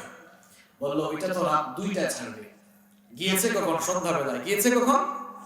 সন্ধ্যা 7টায় গিয়েছে। এটা একটা দৃষ্টান্ত দিচ্ছে, সন্ধ্যা 7টায় গিয়েছে। ধরেন খুলনা শহরে গিয়েছে, খুলনা শহরে গিয়ে বাস কাউন্টারে জিজ্ঞেস করলো টিকিট আছে কিনা। অনেক সময় দেখা যায় না যে শর্ট পড়ে যায়, এই যে 21শে ফেব্রুয়ারির সময় 3-4 দিন সরকারি ছুটি থাকায় দেখছেন আপনারা, গাড়িতে বলেন বিমানে বলেন কি অবস্থা। তো ওই যাত্রীকে বললো, 2টার সময় একটা বাস আছে, খুলনা থেকে ছাড়বে, একটা টিকিট আছে, কেটে ফেলেন। ওই লোকটা মনে করলো, আরে একটাই আছে, কে জানি আবার এসে কেটে ফেলেন, তাড়াতাড়ি দেন ভাই, কেটে ফেললো। এখন বাস ছাড়বে কয়টায়? কথা কন, দিনে না রাতে? রাত 2টায়। সে গিয়েছে সন্ধ্যা। চিন্তা করলো খুলনায় চলে আসছে, এখন আবার এত জ্যাম, এত ভিড় ঠেলে রূপসায় আসবো, থাকো, আমার তো 7 ঘন্টা পরে বাস ছাড়বে, তো বসে থাকে এখানে। কিছুক্ষণ বসে থাকার পর চিন্তা করে, ধর এরকম বসে থাকলে তো ভালো লাগে না, এবার খাট পালং কেনা শুরু করলো, সোফা কিনা আরম্ভ করলো, কিছু প্রসাধনী কিনা আরম্ভ করলো। এই লোকটার এমন কাজ কারবার দেখলে আপনারা তাকে পাগল বলবেন না নির্বোধ বলবেন? ভালো বলবেন না পাগল বলবেন? নিশ্চয়ই তাকে আপনারা পাগল বলবেন। কেন? আরে ভাই, এই 7 ঘন্টা তুমি এখানে আছো, এখানে তুমি অস্থায়ী আছো, স্থায়ী না, তুমি অস্থায়ী আছো। এই কিছু সময় এখানে আছো, এই সময়ের জন্য তো এত কিছু দরকার ছিল না। আমার ভাইরা, আমরাও যারা পৃথিবীতে আছি আমরা সবাই অস্থায়ী। এই অস্থায়ী জায়গায় থাকার জন্য আমরা কত কিছু করছি, অথচ কিছুই নিয়ে যেতে পারবো না। আমরা ওই নির্বুধ যাত্রীর মতো আখিরাত ভুলে দুনিয়ার জন্য পাগল হয়ে গিয়েছি। সে তো জানে তার বাস দুইটা ছাড়বে, আর আপনি জানেনও না যে কোন সময় যে আপনার পাইলট মালাকুল মউত আসবে। আপনার বিবেককে আমি স্মরণ করিয়ে দিচ্ছি, আপনি কোথায় যাবেন, আপনার পরিণতি কি হবে। আপনি থাকবেন না, আপনি চলে যাবেন। প্রত্যেক দিন বিভিন্ন মসজিদের মাইক থেকে বিভিন্ন মানুষের মৃত্যুর খবর ঘোষণা হয়, বিভিন্ন মানুষের মৃত্যুর খবর প্রচার করা হয়। এইরকম বিভিন্ন মসজিদে বিভিন্ন মানুষের মৃত্যুর খবর শুনতে শুনতে সময়ের ব্যবধানে এমন একটি সময় চলে আসবে যখন বিভিন্ন মসজিদ থেকে আপনার মৃত্যুর খবর এলান করা হবে, ঠিক না? মাঝে মাঝে আপনি অনেক মানুষের জানাজায় যান, কত মানুষকে আপনি কবরে শুইয়ে দেন, কত মানুষের জানাজায় আপনি গেলেন। সময়ের ব্যবধানে এমন একটি সময় চলে আসবে মানুষেরা আপনার শরীর থেকে কাপড় চোপড় খুলে গোসল দিয়ে সাদা কাপড় দিয়ে মুড়িয়ে আপনাকেও জানাজা দেওয়ার জন্য নিয়ে যাবে। এটি হচ্ছে বাস্তবতা। কত জানাজার পড়েছি নামাজ, দিয়েছি কত দাফন, জানাজার পড়েছি নামাজ, দিয়েছি কত দাফন। কোথায় যেন আছে আমারও তৈরি সাদা কাফন, জানাজার পড়েছি নামাজ, দিয়েছি কত দাফন। কত জানাজার পড়েছি নামাজ, দিয়েছি কত দাফন। আমার তরি বাধায় আছে কোন শেখে আঘাতে, কোন মসজিদে এলান হবে সোয়াবে শেষ ঘাটে। আমার তরি বাধায় আছে কোন শেখে আঘাতে, কোন মসজিদে এলান হবে সোয়াবে শেষ ঘাটে। কখন কোথায় করবে দাফন আমাকে স্বজন, জানাজার পড়েছি নামাজ, দিয়েছি কত দাফন। কত জানাজার পড়েছি নামাজ,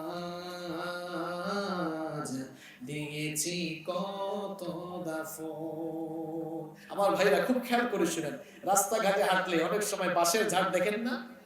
বাঁশের ঝাড় দেখেন কিনা? শুধু দেখে চলে যান। কখনো কি এই ফিলিংস তৈরি হয় না? কখনো কি এই ফিলিংস আপনার তৈরি হয় না? কোন বাতাসে কোথায় যেন দুলছে বাঁশের ঝাড়, কোন সে মাটি কোনখানে ডাকে রে বারবার। কোন বাঁশের ঝাড় দিয়ে আপনার কবরের ছাউনি দেওয়া হবে, এই চিন্তা, এই ফিলিংস কি আপনার অন্তরে জাগ্রত হয় না? কোন কবরের মাটিতে আপনি শুবেন, সব সময় মাটির উপর দিয়ে হাঁটেন, এই ফিলিংস কি একবার অন্তরে পয়দা হয় না? কোন বাতাসে কোথায় যেন দুলছে বাঁশের ঝাড়, কোন সে মাটি কোনখানে ডাকে রে বারবার। কোথায় যেন বর যাত্রী আছে রে চারজন, জানাজার পড়েছি নামাজ, দিয়েছি কত দাফন। কত জানাজার পড়েছি নামাজ, দিয়েছি কত দাফন। আপনারও জানাজা হবে, আপনারও দাফন হবে। আপনি প্রেসিডেন্ট হন, প্রধানমন্ত্রী হন, মেম্বার হন, চেয়ারম্যান হন, প্রফেসর হন, ডাক্তার হন, আলেম হন, জালেম হন, পুলিশ হন, র্যাব হন, বিজিবি হন, যেই হন না কেন মরতে হবেই হবে। মৃত্যু থেকে আপনি বাঁচতে পারবেন? মৃত্যু থেকে বাঁচা যাবে না। এই পৃথিবী আপনার ঠিকানা নয়। আপনি যে বাড়ি বাড়ি করেন, আপনি বলেন মানুষ জিজ্ঞেস করে আপনার বাড়ি কোথায়, খুব গর্ব করে বলেন এই যে ইটালিয়ান টাইলস করা বাড়ি দেখা যায়, এই বাড়িটা হলো আমার বাড়ি। আপনার বাবা যিনি ছিলেন তিনিও সারা জীবন এই বাড়িটা তার করেছেন, বলেছেন এটা আমার বাড়ি, এটা আমার বাড়ি। এই বাড়িতে থাকতে পারেন নাই।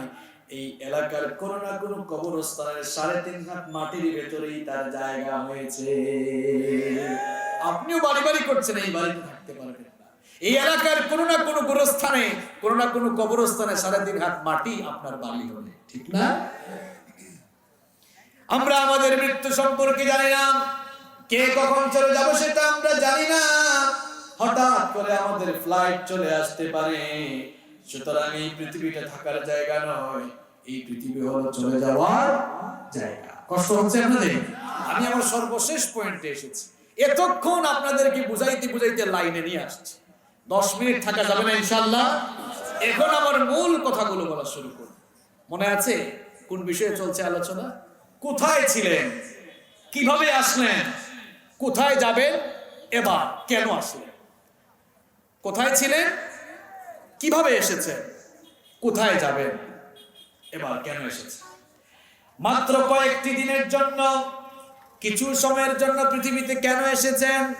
কেন আপনাকে সৃষ্টি করা হলো? কোন উদ্দেশ্যে আপনাকে দুনিয়ায় পাঠানো হলো? রব্বুল আলামিন কোরআনে কারীমের 51 নম্বর সূরা সূরাতুদ যারিয়াতের 56 নম্বর আয়াতে বলছেন, কেন তোমাদেরকে পাঠালাম, কেন তোমাদেরকে সৃষ্টি করলাম, উদ্দেশ্য সম্পর্কে জেনে নাও। ওয়ামা খালাকাতুল জিন্না ওয়াল ইনসা ইল্লা লিয়াবুদুন। I didn't create the mankind and jinkind except my worship. তোমাদেরকে আমি সৃষ্টি করেছি জিন আর মানব জাতিকে আমার গোলামের জন্য, একমাত্র আমার দাসত্বের জন্য সৃষ্টি করেছি। আমরা সবাই গোলাম কার? আমাদেরকে দুনিয়াতে পাঠানো হয়েছে নেক আমলের প্রতিযোগিতা করার জন্য, আল্লাহর গোলামি করার জন্য। এই জন্য রব্বুল আলামিন সূরাতুল মুলকের 2য় আয়াতে বললেন, আল্লাযী খালাকাল মাউতা ওয়াল হায়াতা লিয়াবলুয়াকুম আইয়ুকুম আহসানু আমালা। জীবন মৃত্যু দেওয়া হয়েছে, এর মাঝখানের সময়টা কেন দেওয়া হলো? লিয়াবলুয়াকুম আইয়ুকুম আহসানু আমালা, যেন তোমরা উত্তম আমল, নেক আমলের ক্ষেত্রে পারস্পরিক প্রতিযোগিতা করতে পারো। প্রতিযোগিতা আমরা আজ টাকা পয়সা কামানোর জন্য করছি, প্রতিযোগিতা করছি কে কার চাইতে বেশি ক্ষমতাধর হতে পারে।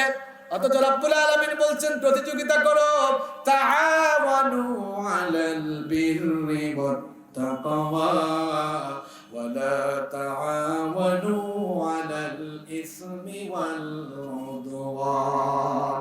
সৎ কাজে, কল্যাণকর কাজে, ভালো কাজে, তাকওয়ার কাজে অগ্রসর হয়ে পরস্পর প্রতিযোগিতা করো, পাপাচার অন্যায় অপকর্মের কাজে প্রতিযোগিতা করো। আজ আমরা প্রাচুর্যের প্রতিযোগিতায় লিপ্ত হয়েছি, এই দুনিয়াকে নিজের করে নিয়েছি। কত নির্বোধ হয়েছি আমরা, দিনকে রাত করে দিচ্ছি, রাতকে দিন বানিয়ে দিচ্ছি। সুদ ঘুষের সাথে সম্পর্ক রাখছি, নিয়মিত ঘুষ খাচ্ছি, সুযোগ পেলেই ঘুষের টাকা হাতছাড়া করি না। এ ভাই, তোমাকে বলছি, তোমার কাফনের কাপড়ে কয়টা পকেট রয়েছে বলো আমাকে? একটা টাকা নিয়েও তুমি কবরে যেতে পারবে না। এখন বলবে হুজুর এটা আমার জন্য না, উত্তরাধিকারের জন্য রেখে যাচ্ছে। তোমার উত্তরাধিকার তোমার সাথে যাবে না। তুমি মরে যাওয়ার পরে দেখবা সবাই তাড়াহুড়া করবে, সবাই মিলে তোমাকে কবরে শোয়ায় আসবে। কার জন্য এগুলা করছেন? কেন নিজেকে ধ্বংসের দিকে ঠেলে দিচ্ছেন? আপনাকে সৃষ্টির উদ্দেশ্য আপনি ভুলে গিয়েছেন। রব্বুল আলামিন বলছেন, বান্দারে তোকে আমার গোলামের জন্য সৃষ্টি করেছি। আর আল্লাহর গোলামি ভুলে গিয়ে, আল্লাহর গোলামি না করে আমরা আজ নফসের গোলাম হয়েছি, অথবা আমরা শয়তানের মুরিদ হয়ে শয়তানের গোলাম হয়েছি। সৃষ্টির উদ্দেশ্য ভুলে গিয়েছি, পৃথিবীতে কেন এসেছি তা ভুলে গিয়েছি। সামান্য দুনিয়ার জন্য আল্লাহর কোরআনের বিরুদ্ধে দাঁড়িয়ে যায়, আলেম ওলামাদের বিরুদ্ধে দাঁড়িয়ে যায়, ইচ্ছা হলে ইসলামের বিরুদ্ধে কথা বলি। আরে ভাই, এখানে থাকার জন্য আসেন নাই, এত যে ইসলামের বিরোধিতা করেন, মরে দেখেন ফেরেশতারা কেমন পেদানি দেয়। আপনার বাপ দাদা থাকতে পারে না, আপনিও থাকতে পারবেন? চলে যেতে হবেই হবে। আজ যান আর কাল যান, যেতে আপনাকে হবেই। এখানে কেন এসেছেন এটা আপনাকে জানা দরকার। রাব্বুল আলামিন বলছেন তোমাকে আমার গোলামের জন্য সৃষ্টি করেছি, যতদিন থাকবা গোলামের মতো আমার গোলামি করবা, ঠিক কি না? প্রশ্ন হলো কতদিন গোলামি করতে হবে, কতক্ষণ গোলামি করতে হবে? এর জবাব কোরআনে আছে না নাই? রাব্বুল আলামিন বলছেন কতক্ষণ গোলামি করতে হবে, শোনো, ওয়া'বুদ রাব্বাকা হাত্তা ইয়াতিয়াকাল ইয়াকিন। তোর কাছে মরণ আসা পর্যন্ত তুই আমার গোলামি কর। আদেশটা কার? আদেশটা কার? মানে আপনি যে আল্লাহর গোলাম এটা মুখ দিয়ে বললেই হবে না, আপনার কাজে কর্মে তা দেখাতে। আপনি আল্লাহর গোলাম, এখন আল্লাহর গোলাম হয়ে গেলে গোলামের কাজ মালিকের আইন মানা না মালিকের আইন অমান্য করা?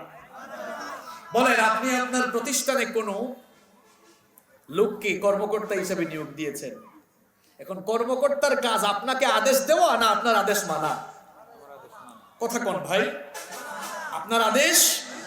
তো আপনাকে আল্লাহ গোলাম বানিয়েছেন, সুতরাং গোলাম হতে গেলে গোলামের পরিচয় দিতে হবে, গোলামের পরিচয় থাকা লাগবে। আজান হয়ে যাবে, আপনি যদি মসজিদে না যান বোঝা যাবে গোলামি হলো না, বরং আল্লাহর সাথে একটা টিটকারি হলো, ঠিক না? আপনি নামাজে গেলেন না, নামাজে গেলে খুশি হন কে? আর নামাজ ছেড়ে দিলে খুশি হয় কে? তো আপনি ফজরের নামাজ ছেড়ে দিয়ে কারে খুশি করেন? আপনি জোহরের নামাজ ছেড়ে দিয়ে আল্লাহর গোলামের পরিবর্তে কার গোলামি করেন? আপনি আসর মাগরিব এশা প্রত্যেকদিন 5 ওয়াক্তের নামাজ ছেড়ে দিয়ে আপনি আল্লাহর গোলামের পরিবর্তে শয়তানকে খুশি করে শয়তানের গোলামি করেন। আল্লাহ বলছেন সুদ খেও না, ঘুষ খেও না। ঘুষের টাকা দেখলে আপনার মাথা ঠিক থাকে না, আপনি তো আল্লাহর আইন অমান্য করলেন, আল্লাহর গোলামির পরিচয় না দিয়ে নফসের গোলাম হয়ে শয়তানের গোলামি করেছেন। এইভাবে নিজেকে মুসলমান দাবি করলেন, নিজেকে ইমানদার দাবি করলেন, আর আপনার জীবনের প্রত্যেকটি পরতে পরতে প্রত্যেকটি পদে পদে আপনি অন্যায় অপকর্ম করলেন। কথা বলার সময় মিথ্যা বললেন, আপনি এই মুখ দিয়ে এই জবান দিয়ে গীবত করলেন, চুগলখড়ি করলেন, পরনিন্দা করলেন, পরচর্চা করলেন, সুদ খেলেন, ঘুষ খেলেন, চাঁদাবাজি করলেন, দুর্নীতি করলেন, টেন্ডারবাজি করলেন, মানুষের উপরে জুলুম করলেন, অন্যায় করলেন, রাহাজারি করলেন। এইভাবে মুখ দিয়ে ইমানের কথা বলে আর লেবাসটা মুসলমানের ধারণ করে জীবনের প্রত্যেকটি পরতে পরতে যারা অন্যায় অপকর্ম করে, এর নাম ইমানদারি নয়, এর নাম বেঈমানি, এর নাম মুনাফিকি। ইমান এটা মুখে দাবি করার শুধু বিষয় নয়, ইমান হলো আপনার কাজে কর্মে প্রতিফলন, কিংবা কাজে কর্মে ইমানের বহিঃপ্রকাশ আপনার ঘটাতে। আপনি ইমানদার, আপনি নামাজ ছাড়েন কেন? এক ব্যক্তি বলল, হুজুর আমি নামাজ না পড়লে কি হবে, আমার ইমান কিন্তু ঠিক আছে। শয়তান এই কথা শুনে বলে, আল্লাহ কেন যে আমার শয়তান বানিয়েছেন, এ তো আমার চেয়ে বড় শয়তান, কারণ আমার উদ্দেশ্য আমার কাজ কারবার সব সে করে। দাঁত ব্রাশ না করে এক লোক বলতেছে আমার মুখ পরিষ্কার, এটা যৌক্তিক না অযৌক্তিক? কথা বলেন।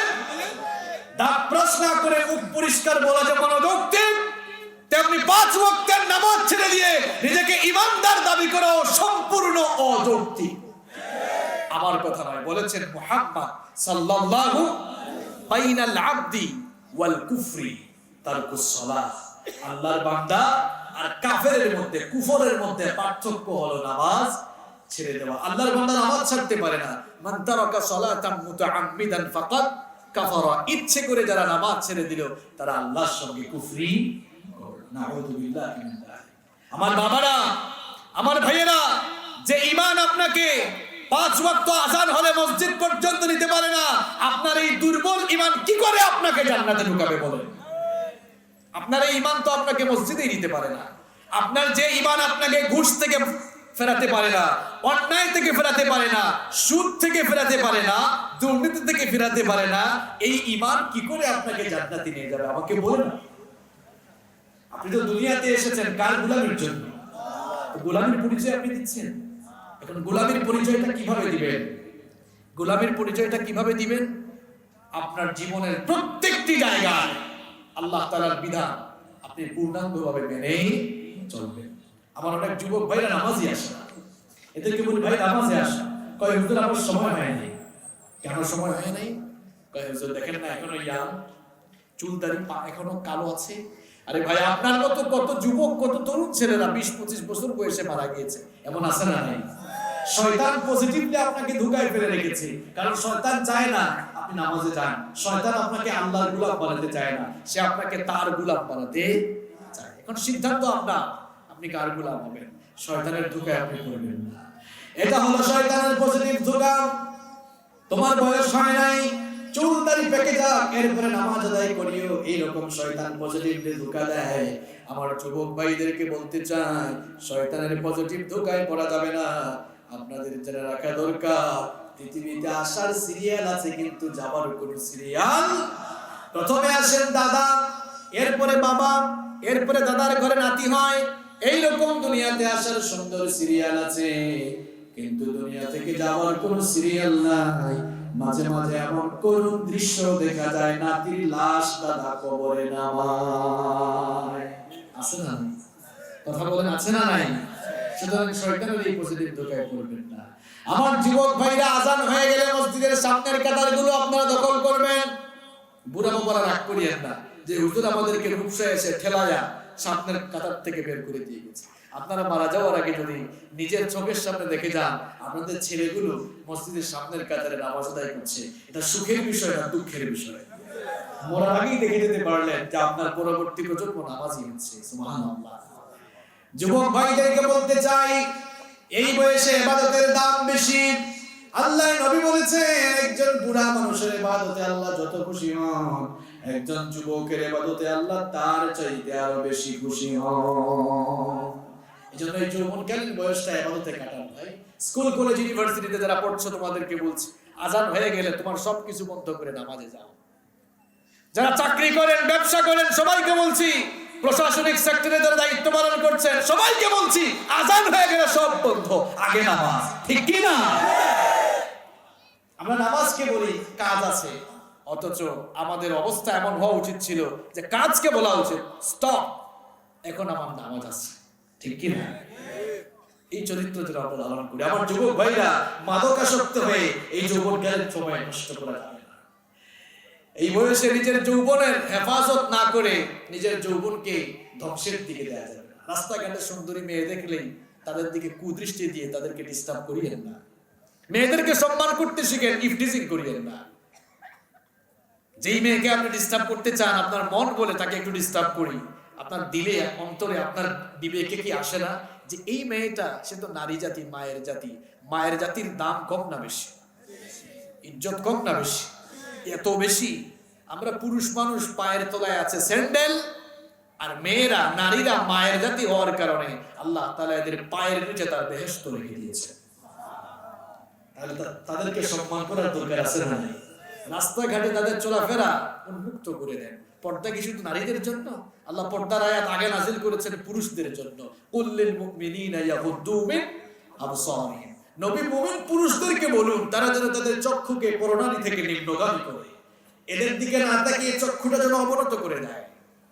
আমার যুবক আর তরুণ ভাইদেরকে বলতে চাই, নিজেদের চরিত্র গঠন করেন আল্লাহর নবী ইউসুফ আলাইহিস সালামের মতো, যাকে আল্লাহ পাক এই দুনিয়ার অর্ধেক সৌন্দর্য দিয়েছিলেন, যাকে দেখলে চোখ ফেরানো যেত না, যার রূপে মুগ্ধ হয়ে মিশরের সেই যুগের সুন্দরী রূপসী নারীরা ফল কাটতে গিয়ে নিজেদের আঙ্গুলগুলো তারা কেটে ফেলে দিয়েছিল।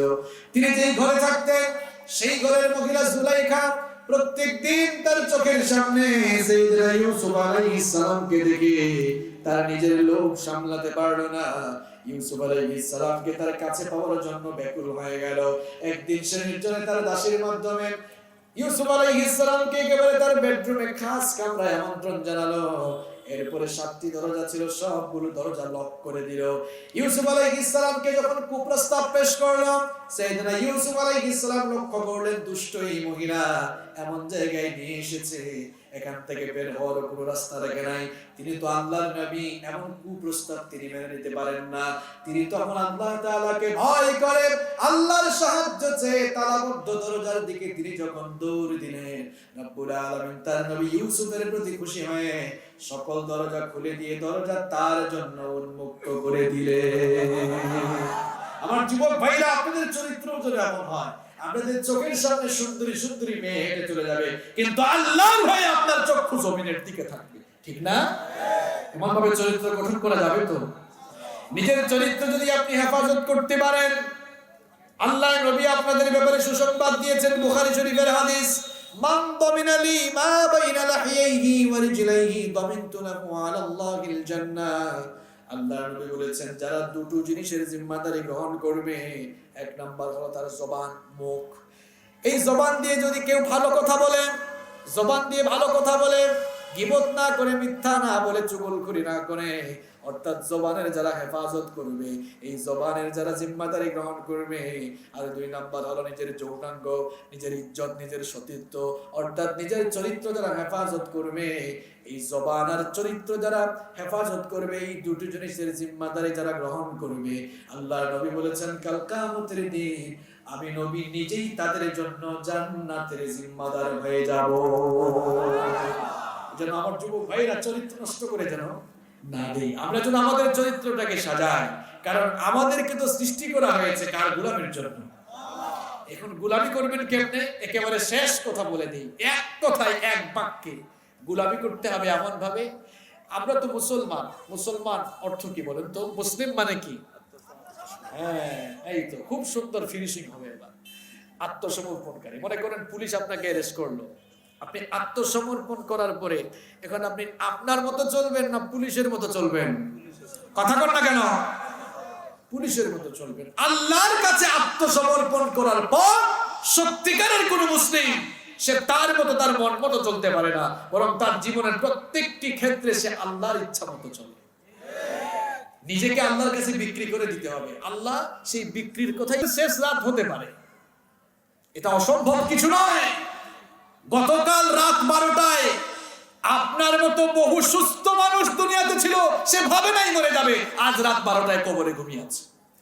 দেখেন গিয়ে খোঁজ নিয়ে কত মানুষ অ্যাক্সিডেন্ট করছে। গতকালও সুস্থ ছিল, ভাবছে আজকে এটা করব, আবার আরেকজনকে বলছে, দোস্ত আগামী সপ্তাহে তোমার বাসায় আসবো, দাওয়াত খাবো, কিন্তু দাওয়াত খাওয়া হয়েছে। আপনি ভাবতেছেন আগামী মাসে খুরমা পোলাও খাবেন, শেষ আজকের রাতটাই শেষ রাত হয়ে যেতে। আল্লাহর নবীকে জিজ্ঞেস করা হলো, মান আকিয়াসুন নাস ওয়া আহজামুন নাস, সবচেয়ে বুদ্ধিমান কে, সবচেয়ে চালাক কে? এই প্রশ্ন আপনাদেরকে করলে আমি যদি বলি, বলেন তো সবচেয়ে চালাক বুদ্ধিমান কে? আপনারা বলবেন, হুজুর কম বয়সে যারা মাল কামাইছে এরাই বুদ্ধিমান। আর আল্লাহর নবীকে প্রশ্ন করা হলো, তিনি বললেন, আকসারুহুম যিকরাল লিল মাউত ওয়া আকসারুহুম ইস্তিআদাদান লিল মাউত, সবচেয়ে বুদ্ধিমান তো তারা যারা মৃত্যুর কথা বেশি বেশি স্মরণ করে, আর মৃত্যুর কথা স্মরণ করে করে মৃত্যু পরবর্তী জীবনের জন্য নিজের জীবনটাকে তারা গঠন করে, এরাই সবচেয়ে বুদ্ধিমান। খুলনার মানুষ বুদ্ধিমান, এজন্য বুদ্ধিমানের মতো আসুন। যেহেতু থাকবো না, যতদিন বাঁচবো কার গোলাম হয়ে থাকবো? নিজেকে কার কাছে বিক্রি করবো? কারা কারা নিজের জানমাল, নিজের সবকিছু আল্লাহর কাছে বিক্রি করতে রাজি? হাত তুলে আল্লাহ। আমরা যদি হাতগুলো নামান, আল্লাহ কবুল করেন, বলেন আমিন। আল্লাহর কাছে বিক্রি করে দিলে আল্লাহ দিবেন কি? দিবেন কি? কেউ থাকবো না।